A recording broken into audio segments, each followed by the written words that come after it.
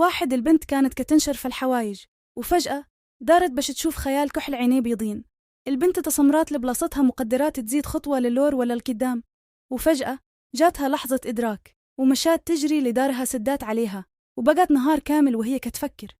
فداك الشي اللي شافت وصل الليل وشعلات شمعة خافتة ونعسات على الضوء ديالها. فالحلم ديالها شافت داك الخيال الكحل قرب منها وقال ليها انتي لينا بوحدنا فهمتي. البنت ناضت مخلوعة وشربات كأس ديال الماء ورجعت نعسات. فاقت مع الصباح باش تكمل نهار ديالها عادي. دخلات للطواليط ولقات ورقة مكتوب عليها انتبهي للخطواتك. غتنتقل بينا الرواية لجهة أخرى. ساحر كبير في السنة السكيدوي مع الخادم ديالو من الجن سميتو باهر. باهر قال لسحار صعيب نلقاو قلادة العذاب ركاين أعداء للبشر. قال الساحر المردة نحتاج طلاسم قوية. قال باهر ولكن قبل ما نمشي خصنا نمشي عند واحد الشخص. قال الشاحر مزيان فاش فكرتيني، الساحر العظيم هو الأساس تاع الوجهة ديالنا.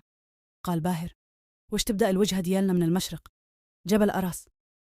قال الساحر جيب لي دكشي لو صيتك عليه. قال باهر واخت أسيدي غنجيب دكشي قبل غروب الشمس. رجع باهر ومعه ناقة مطروز على لحافها جوهرة. قال الساحر مزيان مزيان إذن الوجهة الشرق. قال باهر أوامرك أسيدي. غترجع بينا الرواية عند رحاب البنت اللي قرأت الورقة المكتوب عليها. انتبهي لخطواتك. البنت تخلات ومشات كتجري عند دار جدها الساحر أدهم. ملقاتوش. تحسنات نهار يومان أسبوع شهر وولاد فيمك تجي كتبكي وكيخيب الأمل ديالها باش تلقى جدها. نعاود ليكم علاش عزيز عليها جدها. من اللي ماتوا الوالدين ديال رحاب الجد ديالها هو اللي تهلى فيها وخا كان سحار ولكن كان كيعاملها مزيان حسن من والديها وهي جدها لعندها وجدها هي لعنده هو عائلتها في كل شيء.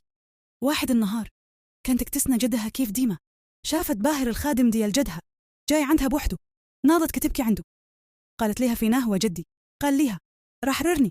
قالت ليه علاش حررك وفيناه داب. قال ليها راح أحرني باش نكون ليك. قالت ليه ما يهمنيش هداك الخائن فيناه جدي. قال ليها أنا غنشرح لك كل شيء أسيدتي. قالت ليه ما تقولش لي يا سيدتي وولي شنو ترى ولا غنخليك تقتل راسك بإيديك فهمتي. قال ليها أوامرك وهو يسكت. غتوقف بينا الرواية هنا وعنكمل ليكم في الحلقة الجاية. إلى عاجبتكم الرواية غنصدرها ليكم باش تقراوها والسلام عليكم. تهلاو.